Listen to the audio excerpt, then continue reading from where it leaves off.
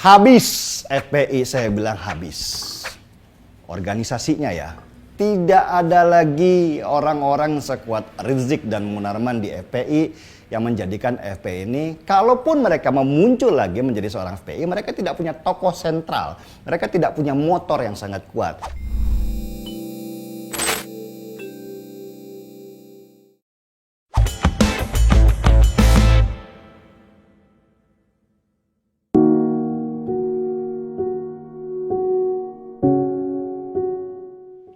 Mas, sebenarnya yang saya tahu Munarman itu ditangkap karena dia ini merupakan seorang teroris. Tetapi apa sih yang sebenarnya dia lakukan sampai ditangkap?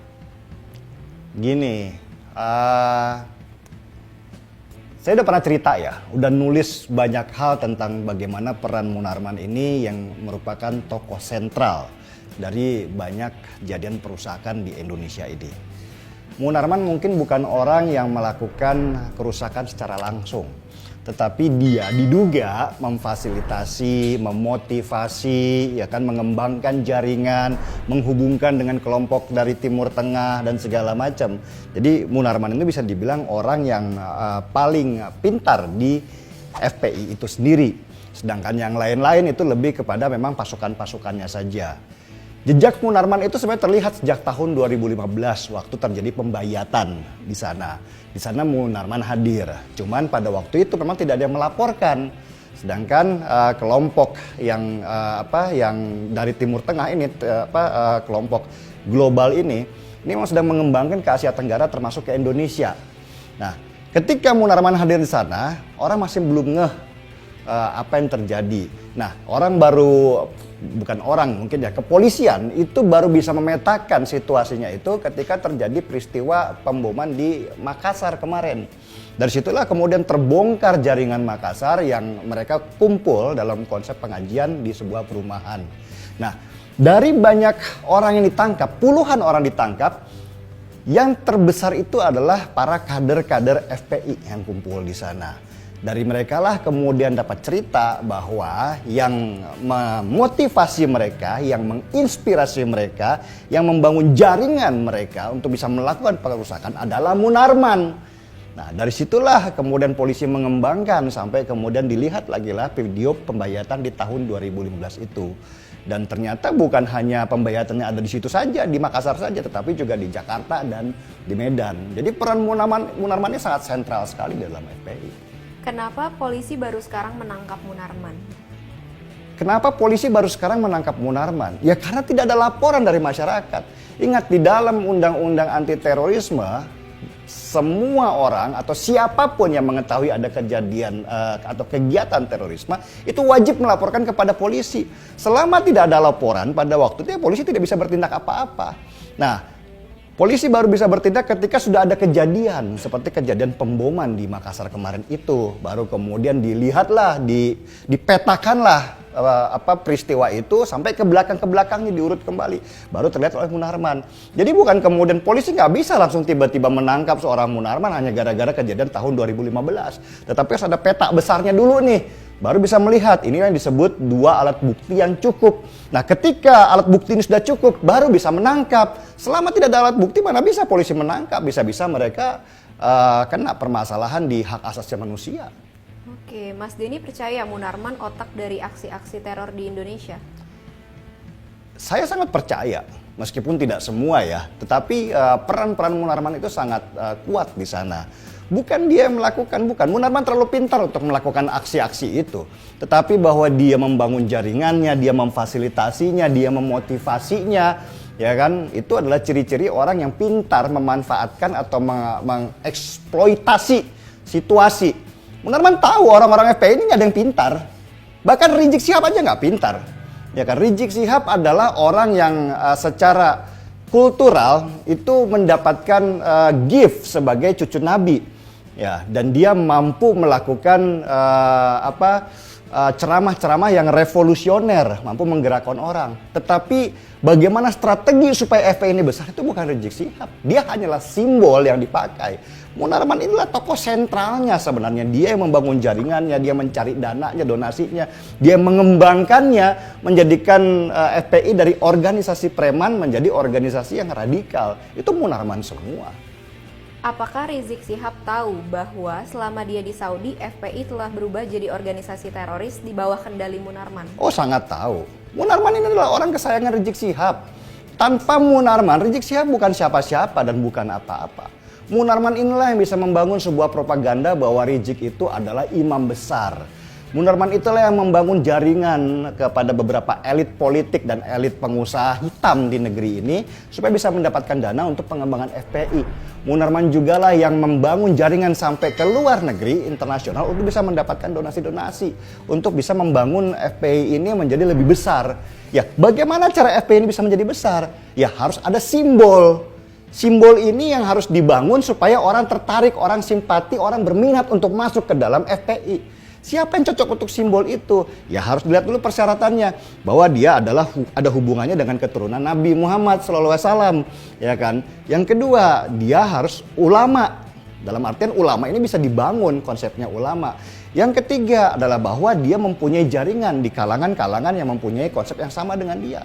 Rizik Syihab sudah sangat cocok, karena itu dia ditempatkan di atas, dijadikan sebuah simbol, dibangun propaganda besar-besaran dengan baliho dan berita. Dibangunlah konsep peristiwa-peristiwa di mana orang ini kemudian menjadi lebih besar daripada daripada apa yang nyatanya.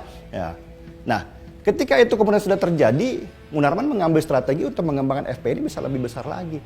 Dan ketika sudah besar seperti itu, dia sudah berniat untuk mengembangkan FPI dari organisasi lokal menjadi organisasi internasional.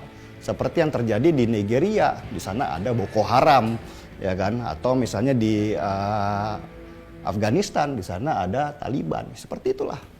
Oke, siapa itu Abu Bakar Bashir? Benarkah dia mentor yang menjadikan Munarman itu menjadi radikal? Kalau dibilang mentor itu juga kurang tepat ya.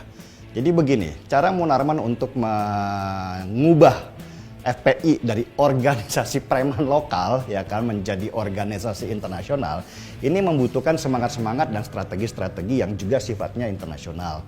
Ya. Cara Munarman adalah dia memasukkan unsur-unsur dari kelompok teroris seperti JAD masuk ke dalam FPI. Unsur-unsur itulah yang melatih, membangun ideologi, mengembangkan FPI menjadi organisasi yang lebih radikal daripada sebelumnya. Nah, kelompok JAD ini ketuanya adalah Abu Bakar Ba'asyir, ya kan? Dan Abu Bakar Ba'asyir sama Munarman mempunyai satu ideologi. Ketika mereka berbaiat, mereka tahu berbaiat kepada satu kelompok teror di global. Di sana mereka punya ideologi untuk menjadikan negeri ini menjadi negeri agama. Nah, untuk bisa menjadikan negeri agama harus ada teror-teror yang dimunculkan untuk menekan atau untuk membangun perasaan takut di masyarakat. Supaya ketika perasaan takut itu muncul harus ada solusinya, yaitu khilafah. Inilah yang sedang mereka bangun bersama. Jadi FPI ini sebenarnya lebih kepada sebuah organisasi yang ditunggangi oleh mereka berdua. Ya. FPI itu sebenarnya buat saya adalah korban. Ya. Mereka ya pengen bikin organisasi, dapat duit dari parkir lah ya kan, atau dari keamanan sekitar ya. Tetapi ketika Munarman masuk dan kemudian mengkombinasikannya dengan JAD, maka FPI menjadi lebih ganas dari sebelumnya. Apakah ada aktor teroris lain di atas Munarman? Di FPI, di FPI ya Munarman paling tinggi, nggak ada lagi yang lain. Ya kan, bahwa Munarman kemudian membangun jaringan dengan banyak pihak, iya pasti. Karena tidak mungkin ada yang stand alone atau berdiri sendiri. Nah, tetapi di dalam FPI sendiri, istilahnya kalau Rizik Syihab adalah barang dagangannya atau produknya, CEO-nya itu ya Munarman, yang paling tinggi itu dia. Oke, di periode kedua, Presiden Jokowi tampak lebih tegas terhadap radikalisme. Apakah ini terkait dengan sosok Menko Polhukam yang berpindah dari Wiranto yang militer ke Mahfud MD yang ahli hukum? Mahfud MD. Iya, Mahfud MD. Gini, sebenarnya sejak dulu juga Jokowi sangat keras dan tegas terhadap radikalisme. Ya. Cuma tegas dan kerasnya ini ukurannya harus seperti apa? Kalau dia main pukul begitu saja, berantakan kita. Contoh misalnya dulu gerakan 212, gerakan 411, bahkan Jokowi sempat hadir di 411 itu.